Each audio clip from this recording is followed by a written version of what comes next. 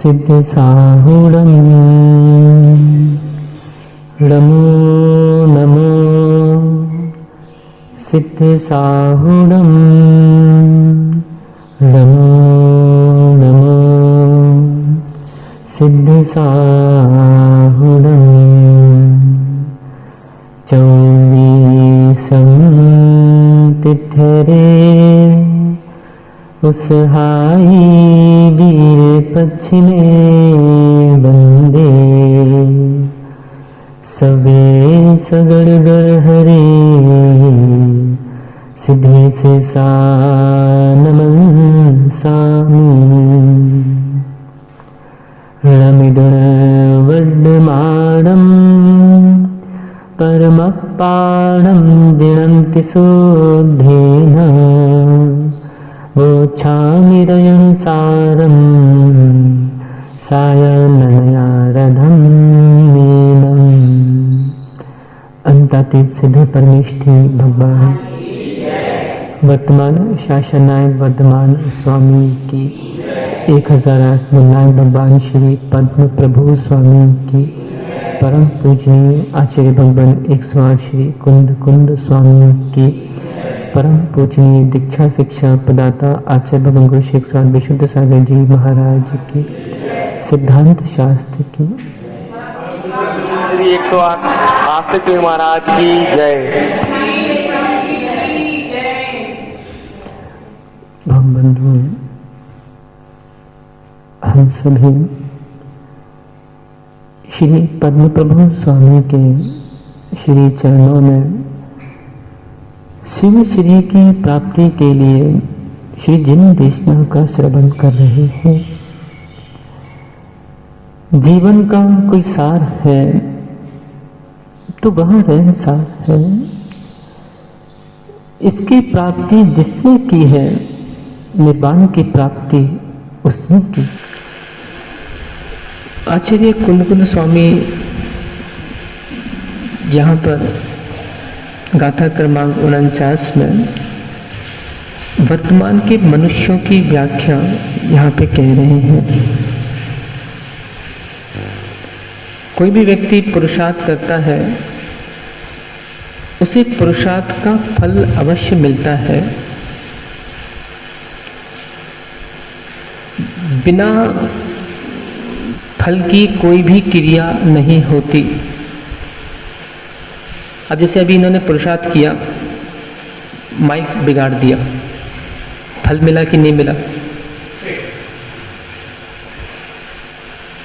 कोई भी क्रिया करोगे फल मिलेगा। आज एक व्यक्ति बीज बोता है, उसे भी फल मिलता है। आज एक व्यक्ति संसार में अपने लिए स्वयं गड्ढा खोदने के लिए तैयार है और दूसरों को दोष देते पाया जाता है। आजकल के वर्तमान में ऐसे ही मनुष्य पैदा हो गए। अच्छा, कुंद कुंद स्वामी ने यहाँ पे जो व्याख्यान अभी दे रहे हैं कि कैसे कैसे मनुष्यों के भाव इस संसार में होते हैं। कल जैसे कि बताया था कि वर्तमान में अवसर्पणी काल चल रहा है। इस काल में देख रहे हैं व्यक्तियों की सहनन, आयु, कद आदि ह्रास को धीरे धीरे प्राप्त हो रहा है और आगे आने वाला समय भी ऐसा आएगा कि लोगों के भाव ह्रास को प्राप्त होंगे। आज ही अपन देखते हैं कि इस काल की जो अपन फल देख रहे हैं कि लोगों के भाव बहुत सारे नहीं होते हैं, धर्म करने के भाव नहीं होते हैं। आज देखो ना, नगर में साधु भी आए तो बहुत से लोगों के बैयावत्ती करने के भाव नहीं होते हैं, बहुत से लोगों के आहार देने के भाव नहीं होते हैं। तो इससे क्या समझ में आ रहा है, ये वर्तमान के मनुष्य ऐसा है नहीं, ये पहले से आज से 2000 साल पहले कुंद कुंद स्वामी बोल चुके थे कि पंचम काल में ऐसे ऐसे मानव होंगे जो धर्म के, जिनके द्वारा धर्म का ह्रास होगा। ऐसे अनेक अनेक जीव इस संसार में हुए हैं। कल हमने देखा था संसरण करना संसार कहलाता है कि जहाँ प्राणी भ्रमण करता है, परिणमन करता है, उसको संसार कहते हैं। इस संसार में एक जीव अभक्ष सेवन करता है, अन्याय का जीवन जीता है और अपना हिरास स्वयं वो कर लेता है। क्रियाएं तीन प्रकार से, मन से, वचन से, काय से। मन में प्रतिक्षण बुरा विचार करता है, बुरा सोचता है, फुर्सत में बैठा रहेगा तो दूसरे के बारे में बुरा विचार करेगा, ये व्यक्ति ऐसा, वो व्यक्ति वैसा, वो व्यक्ति ऐसा। इसको बोलते हैं इसकी दुष्ट बुद्धि हो गई। अभी आगे आचार्य महाराज कह रहे हैं, स्वयं विषय कषाय में लीन रहता है, अभक्ष सेवन करेगा, गुरु समझाएंगे कि भैया ऐसा मत करो, उसको करेगा, इसकी नष्ट बुद्धि हो गई। और कहीं गुरु ज़्यादा कहेंगे तो आएगा नहीं, उनसे मिलेगा नहीं, आना छोड़ देगा, पीठ पीछे बुराई करेगा, निंदा करेगा, ऐसा कहते हैं, वैसा करते हैं, ये करते हैं, वो करते हैं। इसको कहते हैं इसकी नष्ट बुद्धि हो गई। आपको चिंता नहीं करना, इसकी कोई उम्र नहीं होती, ये नष्ट दुष्ट बुद्धियों की कोई उम्र नहीं है। आज एक प्रौढ़ व्यक्ति जिसके दो कान हैं, दो आँख हैं, नाक है, मुख है, दोनों पैर हैं, अच्छे उच्च कुल में है, ऐसा प्रौढ़ व्यक्ति भी नष्ट दुष्ट बुद्धि होती देखी जा रही है वर्तमान में, कोई आश्चर्य नहीं है। हाँ, फिर संसार में अच्छे व्यक्ति भी होते हैं जिनको अपनी बुद्धियों के बारे में बोध हो जाता है कि मेरी बुद्धि नष्ट हो गई है, तो वो गुरु उपदेश, शास्त्र अभ्यास और बार बार अपना पूर्व स्मरण से वो अपनी बुद्धियां ठीक कर लेते हैं। कुछ लोग समझ रहे हैं, जान रहे हैं कि मेरी बुद्धि अभी ठीक नहीं चल रही है, अभी तो उसके बाद भी वैसा ही जीवन वो जीने का प्रयास करते रहते हैं, तो उनके जीवन में और हिरासता आती जाती है। यह जो आचार्य कुंद स्वामी गाथा क्रमांक 49 में बता रहे हैं, देखें गाथा पढ़ते हैं। अजव सपिणी भर ही पौरा रुठ कद्झाण या दिट्ठा नट्ठा दुट्ठा कट्ठा पापिट्ठा कीर्णिल का उदान। अच्छा, कुंद स्वामी कह रहे हैं अज अब सपिणी, अर्थात आज अवसर्पणी काल भरे। भरत क्षेत्र में कलम में देखा था, कहाँ रह रहे हैं? आर्यखंडे भारत क्षेत्र जम्बू द्वीप। पौरा, पौरा मतलब अधिकतर, बहुत सारे। रुद्र झाणया, रुद्र ध्यानी जीव आज पंचम काल में जी रहे हैं। अपने घर को आग लगाने वाला कोई दूसरा नहीं है, चिंता मत करना, अपने ही लोग हैं, अपन स्वयं है। हिंसा नंदी हिंसा करता है और हंसेगा, प्रसन्न होता है, आनंद मनाता है कि देखो मैंने हिंसा कर दी। भाव हिंसा प्राणी अनेकों बार करता है। विचार करो, जिन जिन जीवों के 24 घंटे भाव अशुभ रहते हैं, चिड़चिड़पन रहता है जिनके अंतरंग में, बार बार क्रोध आती है, तूफान आता है, वो अपने आप से स्वयं प्रश्न करें कि मुझे किसी ने कुछ बोला नहीं, ये मैं क्यों बड़बड़ा रहा हूँ? कुछ बड़बड़ाते भी हैं घरों में। देखो, महिला वर्ग को मैं खासकर कह रहा हूँ, अभी से मौन लेने का अभ्यास बढ़ाओ। मैं तो अभी से बड़बड़ाने की आदत लग गई, तो बुढ़ापे में लोग कहेंगे बुढ़ी बहुत बोलती है, बहुत बड़बड़ करती है, ये सम्मान खत्म हो जाएगा। हाँ, सीख तो देना ही पड़ेगी, गलत कार्यों के लिए कहना ही पड़ेगा, पर जो बड़बड़ होती ना, जैसे मंदिरों में भी बहुत से हमारे पुरुष वर्ग वहां से गाते चले आते हैं, गेट से जोरों से चिल्लाते हुए चले आएंगे, पूरे मंदिर में घूमते रहेंगे, आधी आधी घंटा चिल्लाते रहेंगे। ये बहुत गलत है। तुम्हारा तो आनंद तुमने ले लिया, बेचारा जो बाकी लोग पूजा कर रहे हैं, ध्यान कर रहे हैं, उनका आनंद चला गया। अच्छा, ऐसे लोगों को कोई बोलना भी चाहो तो ये हो जाते हैं उद्दंड, फिर इनके जीवन में उद्दंडता आ जाती है फिर ये लोग शांत नहीं हो पाते। तो मैं क्या बोल रहा हूँ, इनको छोड़ो, जो मतलब बिगड़ गए उनको तो बिल्कुल छोड़ ही दो। अपने निमित्त से अधिक बोलना, जिसको बोलते हैं वाचाल, अधिक वाचालता नहीं आना चाहिए। कुछ आज मैं देखता हूँ युवा पीढ़ी भी जो होती है, जिनको हंसी मजाक करने की बहुत आदत होती है, ये हंसी मजाक में क्या बोल जाते हैं इनको पता नहीं पड़ता। ऐसे भी लोग हैं, चाहे बालिका मंडल हो चाहे बालक मंडल हो, इसलिए अपनी वाणी में नियंत्रण बना रहे।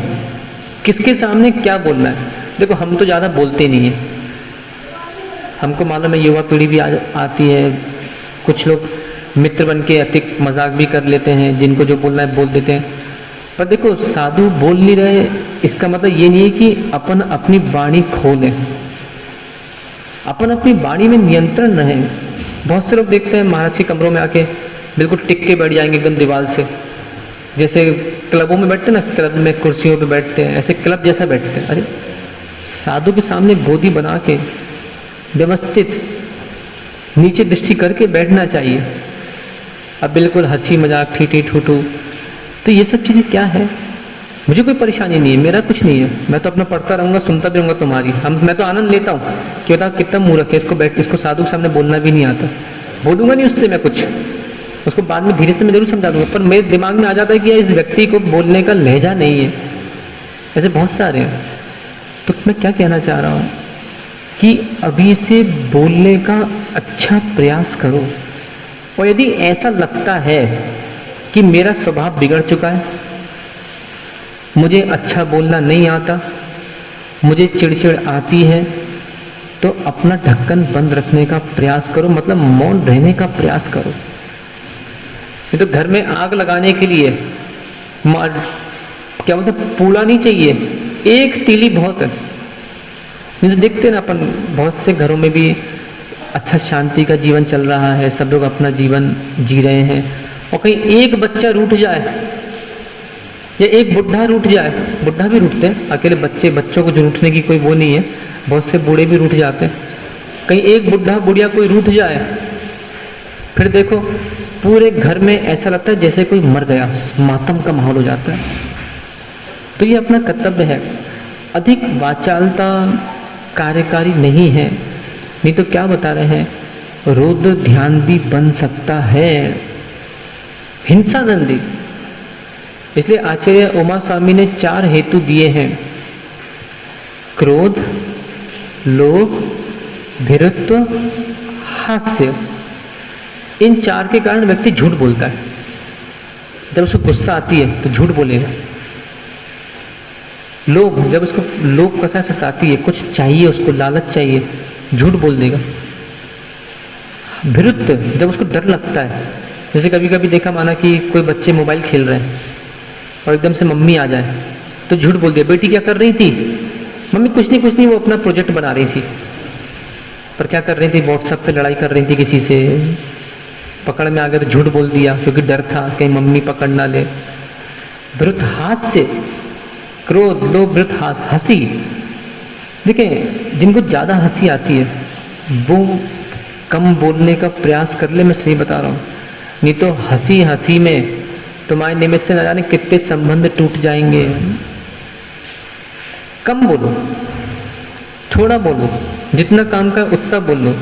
और अपना स्वभाव सबको पता रहता है, देखो कि आज मेरा मन ठीक नहीं है, ये किसको नहीं पता, सबको पता है। सुबह उठ के ये समझ आता आज मेरा मन ठीक नहीं है, तो भैया मन ठीक नहीं है तो मौन ले लो, बोलना नहीं। और कहीं बोलोगे तो समझ लेना कि दूसरे के मन भी खराब हो गए। और हो सकता है कि तुम्हारा मन तो ठीक हो गया, तुम्हारा मन बिगड़ गया और 2 घंटे में ठीक हो गया, पर कहीं अशुभ मन में बोल दिया और कहीं दूसरे का मन बिगड़ गया तो पता चला बेचारा उसका मन तो और 1 हफ्ते ठीक नहीं होगा गए काम से। इसका हेतु कौन बना? मैं स्वयं। विचार करें। इसलिए हिंसा नंदी रुद्र ध्यान आज बाहुलता में हो रहा है, इसलिए अपने आप को संभालने की आवश्यकता है। हिंसा, नितस, अंधित, झूठ, मिशा नंदी, झूठ बोल के आनंद मनाना। कितने सारे ऐसे प्राणी हैं आज झूठ बोलेंगे, क्या बोलेंगे, देखा मैंने उसको उल्लू बना दिया। अरे वो बना के नहीं, तू पक्का उल्लू बन गया, क्योंकि तूने क्या किया, तूने मिशानंदी रुद्र ध्यान कर लिया, तेरे भाव तो गए। हिंसा नितस्तेय विषय छंदछेव्यो, हिंसा नंदी चौर्य नंदी विषय संरक्षण।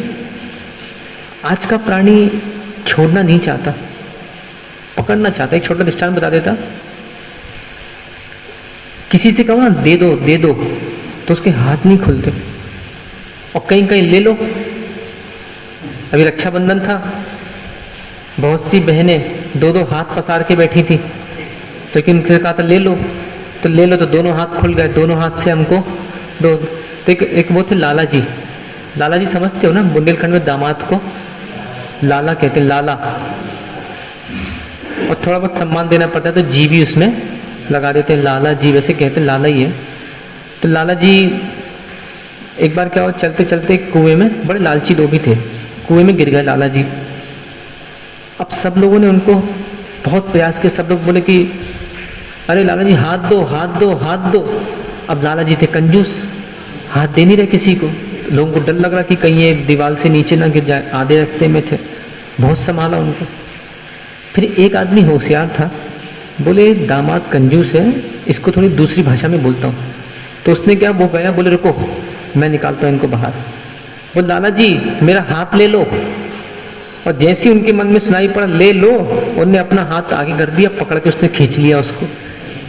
जब तक दे दो कह रहे थे तब तक वो लाला जी दे नहीं रहे थे, और जैसे ले लो कह दिया। अब घरों में भी देखते हैं अपन, सम्मान दे दो और कहीं ले लो तो देखो कितने सारों की क्या हो जाती है। तो मैं कहना चाह रहा हूं कि यदि संरक्षण, परिग्रह संरक्षण, परिग्रह जोड़कर आनंद मनाना, इसलिए मैंने पहले भी कहा था, अभी मैं फिर कह रहा हूं, दिवाली आ रही है और दीपावली के अवसर पर जितना घर में अटाला होगा सब बाहर करना, क्योंकि ये भी रौद्र ध्यान का कारण बन रहा है। पुरानी चीजें संचय करके आनंद मानना, परिग्रह संरक्षण, रौद्र ध्यान बन रहा है। इसलिए क्या कर्तव्य है प्रत्येक श्रावक का, उसको तो लगना चाहिए कि ये वस्तु मेरे काम की नहीं है, तुरंत अलग करो। आज बच्चों के देखते ना, बच्चों के छोटे बच्चों के घरों में, बच्चों के बॉक्स में 20-20 पेन, कितने हैं स्पर्श, 25-25 पेन, और लिखना कितने से है, एक से। वो इतने सारे क्यों रखे हैं? चलो ज़्यादा से ज़्यादा 3 रख लो, तो बाकी तो दान कर दो। पर क्या करें, व्यक्ति अपने पास रख सकता है, किसी को दान नहीं दे सकता। ये इसके अंदर जो दबापन आ गया ना, ये दबापन इसके दुख का कारण है। अच्छा किसी को दोगे नहीं तो वो तुम्हें भी नहीं देगा, आज भली मत दो, आगे कभी ना कभी तुमको नहीं देगा। फिर यही बोलेगा आदमी कि ये व्यक्ति बड़ा कंजूस है। ये दातार बनो, दातार देना सीखो। आज देखते हैं अपन जैन समाज में भी, जैसे मान लो किसी व्यक्ति के घर में कोई आपत्ति आ गई, कोई व्यक्ति के पास धन नहीं रहा, तो क्या करते हैं, कोई मांगे भी तो अपन देना नहीं चाहते, जबकि है पूरा, पेटी की पेटियां भरी हुई हैं, पर अपन क्या बोलते हैं, अरे थोड़ा काम है। जैसे कभी कभी देखते हैं अपन मंदिरों में जब दान देने की बात आती है, तो ऐसे ऐसे लोग पूर्व में तो बड़ा कहते हैं कि हाँ हाँ करो करो, लाखों रुपया हम दे भी, कोई ना देगा तो हम देंगे। और जब वो कार्यक्रम की बात आती है तो पता लगा धीरे से पीछे उसने अपना हाथ खींच लिया। कभी कभी बच्चों में भी होता है, कहीं जैसे माना होटल में जाना है, ऐसे मायावी मित्र भी होते हैं, बच के रहना ऐसे मित्रों से। पहले बोल देंगे कि हाँ हाँ चलो चलो, पूरी उसको होटल में पैसे पेमेंट मैं कर दूंगा, और पता चला जब पेमेंट की बारी आई तो वो खा के पहले खिसक लिया, अब बेचारे दूसरों को पैसा देना पड़ रहा। ऐसे मायावी मित्रों से सावधान रहना। स्वार्थी, इसको बोलते स्वार्थी मित्र। क्या क्या कह रहे हैं आचार्य महाराज, रुद्र ध्यानी, हिंसा नंदी चौर्यानंदी चोरी करके आनंद बनाना, मिशानंदी झूठ बोल के आनंद बनाना, परिग्रह संरक्षण विषय संरक्षण नंदी विषय का संरक्षण करके आनंद मनाना। यदि ऐसे भाव हो रहे हैं तो अपने आप को संभालो, अपने आप की रक्षा करो। दूसरा क्या कह रहे हैं आचार्य? रुद्ध झाणया, रुद्ध अड्ड झाणया आर्त ध्यानी। इस पंचम काल में वर्तमान के मनुष्य आर्त ध्यानी बहुत तीव्रता से बढ़ रहे हैं, इससे अपनी रक्षा करो। अब जैसे मान लो कोई वस्तु जब ली है तो पहले ही विचार कर लो कि ये वस्तु मुझसे इसका वियोग हो जाए। तो अपन क्या करते हैं, वो वस्तु आने के बाद उसमें इतनी तीव्र अभिलाषा तीव्र अभिलाषा तीव्र अभिलाषा कि जैसे वो वस्तु का वियोग होता है पता चला कि बिल्कुल अंतरंग तक उतर गए। इष्ट वियोगज आर्त ध्यान बनता है। इसलिए अभी भी जो परिवार में लोग रह रहे हैं, सदस्य रह रहे हैं, इन सदस्यों को देख के अभी से विचार करते चलो कि ये हमारे पास कल नहीं होंगे। आनंद आएगा। जितना धन संपत्ति अभी पास में है, इस धन संपत्ति को देख के अभी से विचार कर लो कि ये धन संपत्ति मेरे पास कल नहीं रहेगी। जिन जिन की लड़कियां घर में हैं वो पहले ही विचार कर लें कि ये कन्या कुछ समय बाद हमारे घर की नहीं बची, और नहीं तो इष्ट वियोगज आर्त ध्यान बनेगा। और कौन सा ध्यान है? आर्त ध्यानी अनिष्ट संयोगज। किसी के बारे में बुरा मत सोचो।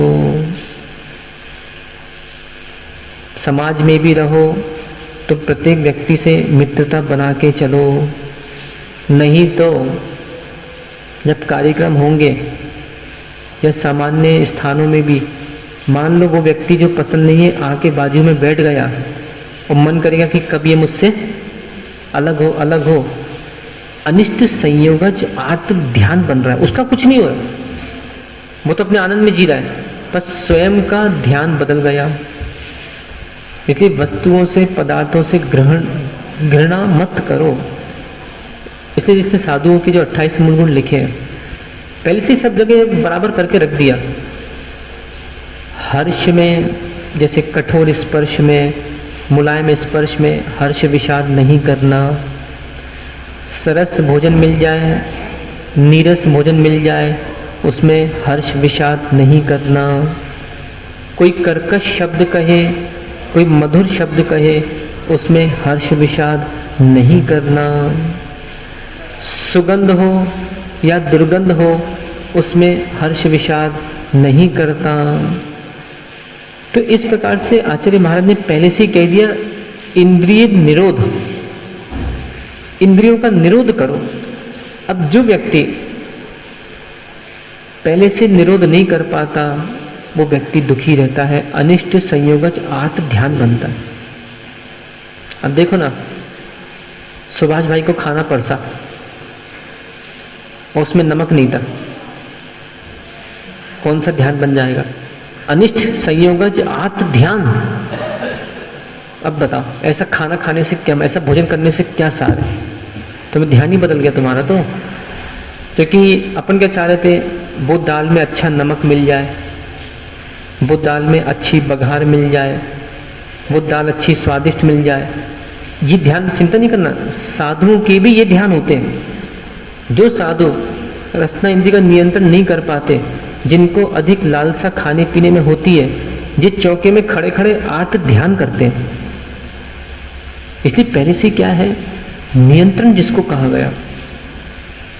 अब ध्यान रखना, अब यदि थाली में कोई सामग्री आए और अच्छी ना लगे तो उस समय भाव अशुभ होंगे, उसको रोक नहीं सकोगे। उस समय अपने आप को समझाना है, क्यों मेरे भाई आर्त ध्यान करते हो, जैसा मिला खा लो, और नहीं तो पहले से ही अपना नमक वगैरह लेके बैठो। महिलाओं का भी कर्तव्य है, पहले से थाली में नमक वगैरह मिर्च वगैरह डाल के रख दो, ताकि यदि ये भुक्कड़ को अच्छा ना लगे तो उठा के अपना उठाए और डाल के खा ले। क्योंकि देखो, एक व्यक्ति ने यदि भोजन को लेकर भाव अशुभ किए तो उठा के वो कब भाग भी जाए। चलो कितने लोग आज नियम दे रहे हैं महवा में कि कभी भी गुस्से में थाली छोड़ के नहीं भागेंगे। ये धोती दुपट्टे पहन के वहां ढोंग का चोला पहन के बैठने से कोई सार नहीं है।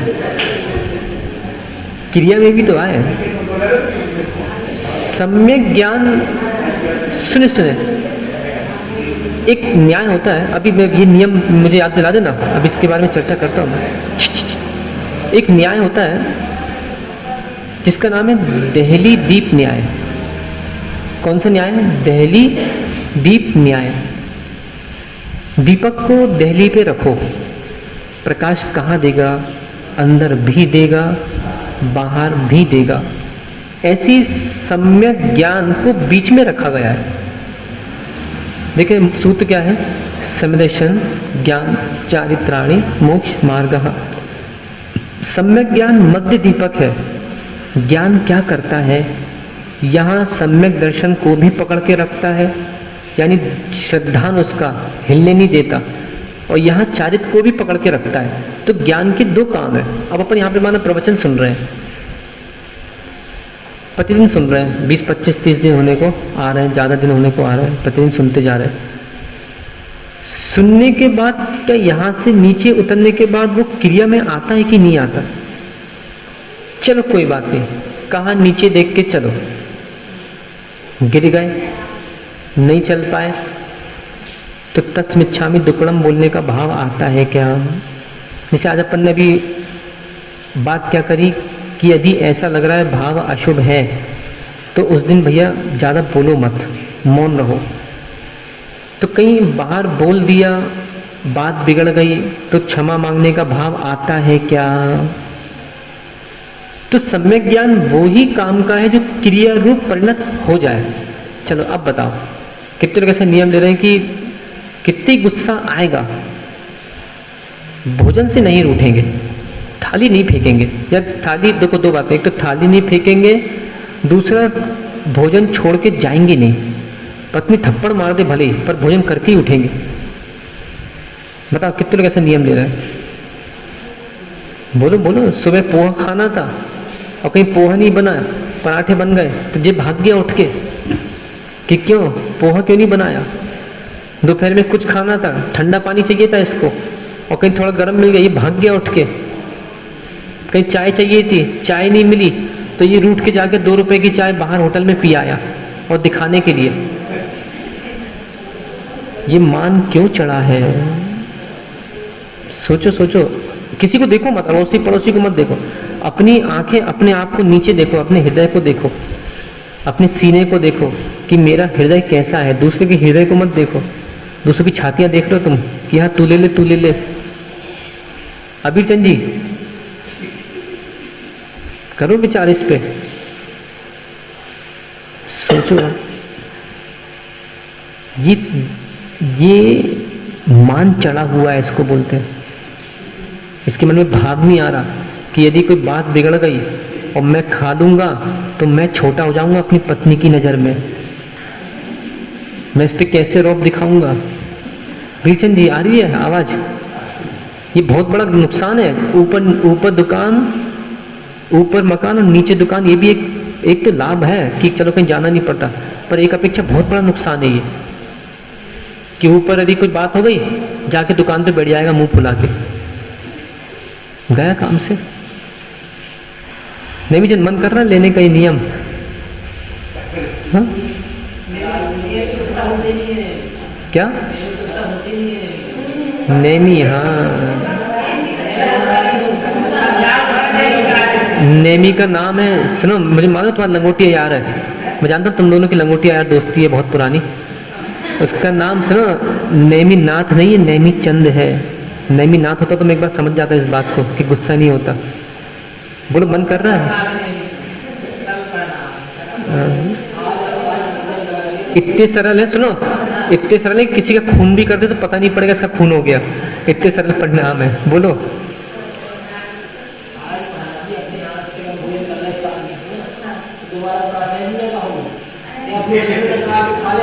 अभी सुनिए, अभी यहाँ ये बात ही नहीं चल रही। बात यहाँ पे क्या चल रही है कि मुझे कभी मेरे मन का नहीं मिलेगा तो मैं थाली फेंकूंगा नहीं, जितना उतना खा के मैं धीरे से मतलब समता धारी रखूं, समता धारण करूंगा।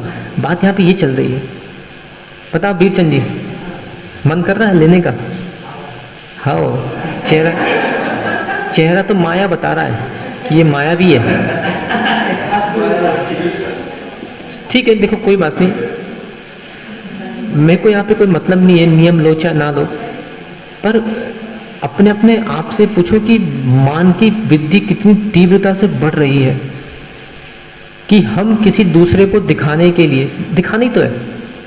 जो लोग खाने से रूठ जाते हैं, खाना नहीं खाते रूठ जाते हैं, ये मात्र दिखावा करते हैं। ये दिखाना ही हो रहा है कि हम रूठ गए हैं, देखो भैया अब घर के 4 आदमी आओ, हमारे पैर छुओ, हमें मनाओ। देखो चाहे पुरुष हो, बात ये टैग जिसको बोलते हैं ना कि स्त्रियां रूठती हैं, ये मात्र स्त्रियों का जिम्मा नहीं है। पुरुष भी जो स्त्री स्वभावी वे भी रूठते दृष्टिगोचर होते हैं। तो बात स्त्रियों पे आरोप नहीं दे सकते आप कि स्त्रियां जाके रूठ जाती है। अब देखो ना, मैं पूछता रहा हूँ इन लोगों से, ये तो पुरुष बैठे हैं सामने, अब किसी का मन नहीं हो रहा, मैं क्या समझूं कौन है ये,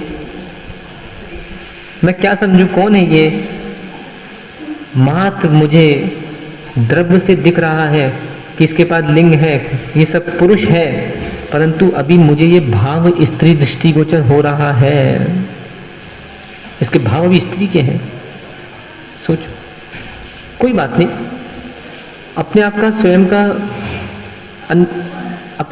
का अन्वेषण करना कि वास्तव में मैंने आज तक कितनी बार अपने मान की पूर्ति करी।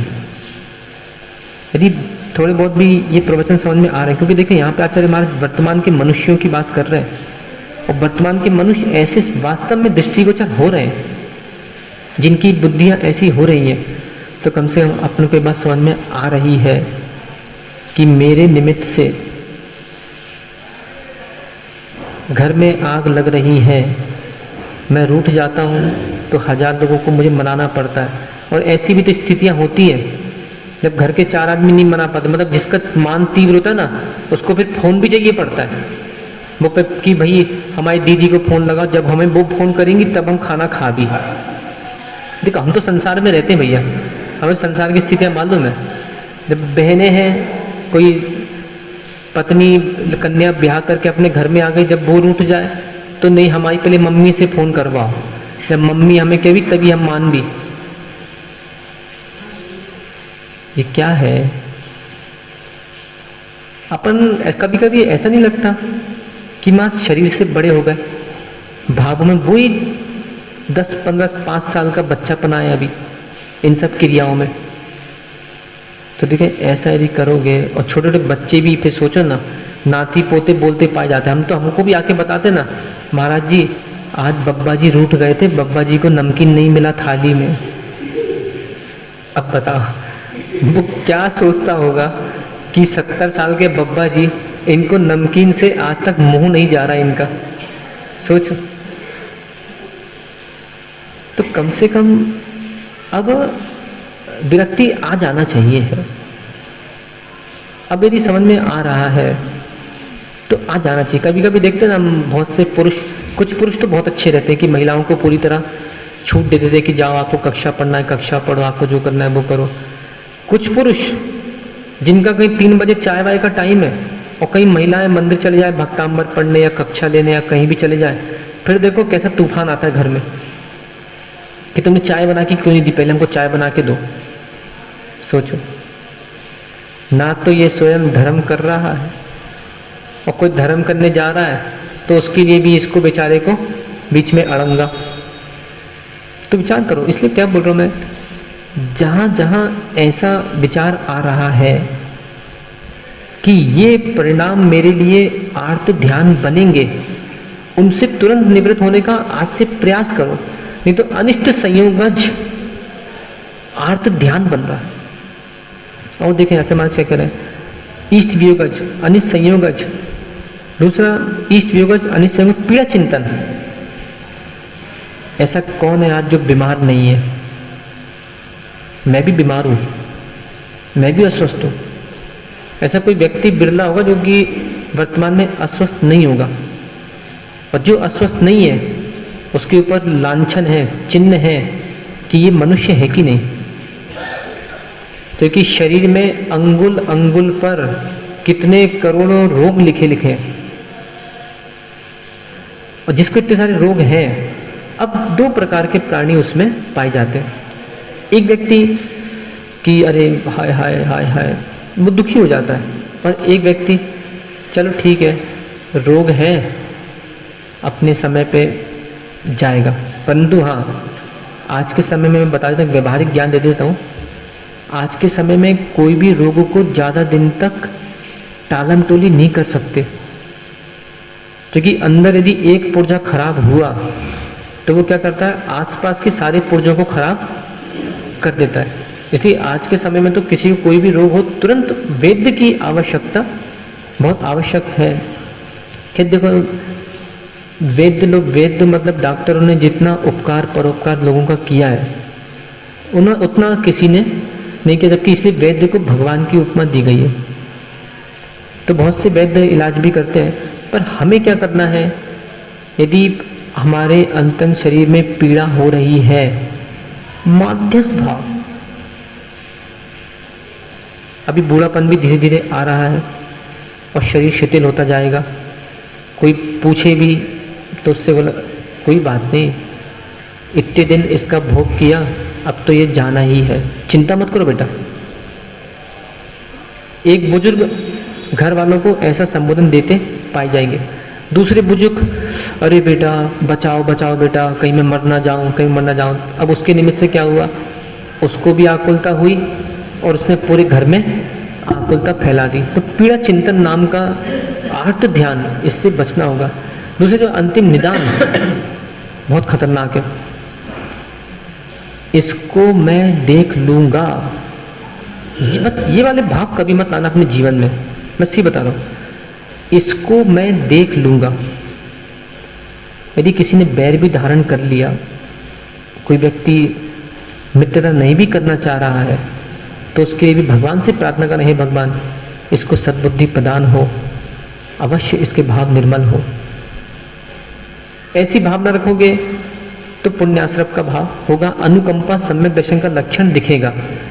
बैर के भाव रखोगे तो देखो, पुराण सबने पढ़े हैं, दो व्यक्ति के बैर में कितने कितने मर गए।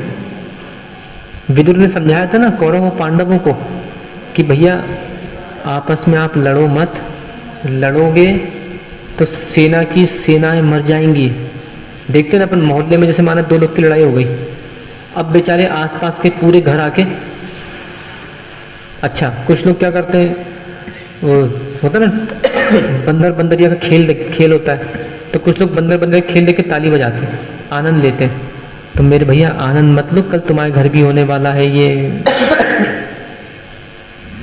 उस बात को माध्यस्थता निदान कभी मत करना कि मैं इससे बदला ले लूंगा। एक ही निदान कहलाता है, भोगकृत निदान। दूसरा निदान कि मुझे भी चक्रवर्ती की संपदा मिले, या मैं आज मैवा में जन्मा हूं, हे भगवान कल मैं बंबई में जन्म लूं। कहीं ऐसा निदान कर लिया और कहीं बंबई के तालाब में मछली बन गया तो क्या होगा तेरा, विचार करो। कहीं इसने बोला हे भगवान इस बार मैं भारत में जन्मा हूं और अगली बार मैं विदेश में जन्म लूं, विदेश में कहीं पता चला मांसाहारी बन गया तो इसने क्या मांग लिया, अधर्म मांग लिया। हाँ, यदि निदान करना है तो ये निदान करो कि हे भगवान आपके गुणों की संपत्ति मुझे प्राप्त हो, मैं आपके जैसा बनूं। प्रशस्त निदान, अच्छा निदान। क्या आचार्य महाराज ने कहा, इस अवसरुग्नि काल में भरत क्षेत्र में अधिकतर रौद्र ध्यानी आर्त ध्यानी जीव पाए जाते हैं।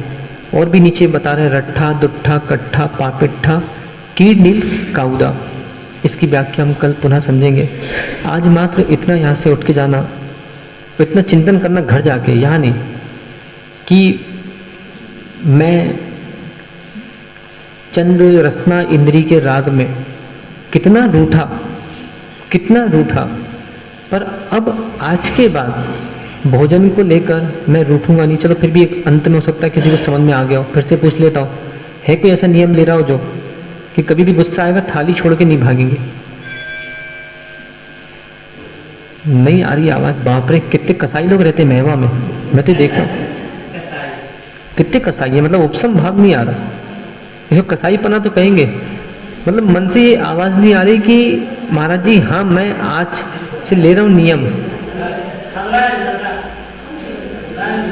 जबरदस्ती किसी को नंगा कर दो वो मुनि नहीं कहलाएगा। अपने मन से जब वो स्वयं फेंके तब वो कहलाएगा निर्ग्रंथ। ऋषा को अपने आप को संभालने का बड़ा प्रयास करना होगा, समय बड़ा अल्प है। रक्षा